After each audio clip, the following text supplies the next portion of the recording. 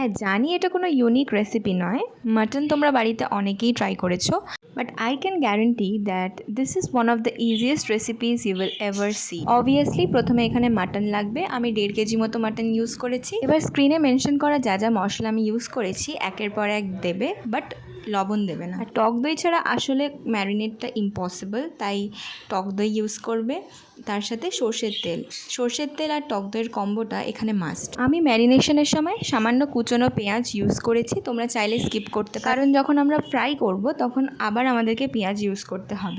Then let this rest for minimum 30 minutes আর maximum 4 to 5 hours, চাইলে ওভারনাইটও রাখতে পারো। আমি 4 ঘন্টা রেখেছিলাম।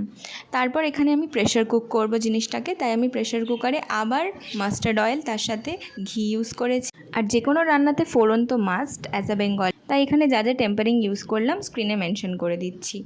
তারপর এখানে মাটনটাকে, যেটা আমরা ম্যারিনেট করে রেখে দিয়েছিলাম, ওটাকে ঢেলে দিতে হবে।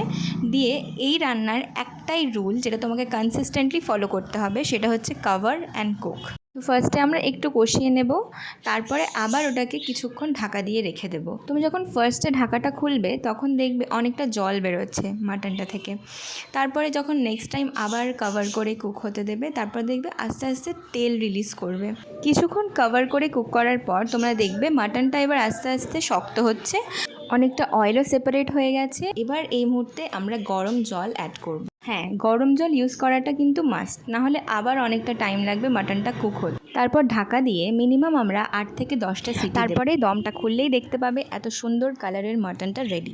কিন্তু এখানেই শেষ নয়, আমি পছন্দ করি আরেকবার এটাকে একটু তাওয়াতে কষা করে নাও। তার জন্য আর তোমাকে এক্সট্রা পেঁয়াজ কাটতে হবে না। আগে যখন আমরা ওই ফ্রাইটা করেছিলাম তখন সেখান থেকে আমি একটু পেঁয়াজ সরিয়ে রেখেছিলাম, আমার ওটা আগে মেনশন করা উচিত ছিল, ভেরি সরি। তো এখানে আমরা আবার ওই একই পেঁয়াজটা ইউজ করব, তাতে সামান্য কিছু মশলা অ্যাড করে আর এই মাটনটা ঢেলে দেবো। তো তোমরা একটা ট্রিক দেখতে পেয়েছো ওখানে, যে আমি লিডের ওই যে ফুটোটা ছিল সেখানটা আমি একটা লবঙ্গ দিয়ে দিয়েছিলাম, তাতে কি হয় না, স্টিমটা আর বেরোয় না। লাস্টে একটুখানি গার্নিশ করেছি পুদিনা পাতা। নামানোর আগে সবটা ব্যালেন্স করার জন্য সামান্য পরিমাণ চিনি দিয়ে দেবো। আর এভাবেই আমাদের মাটনের রেসিপিটা একদম রেডি।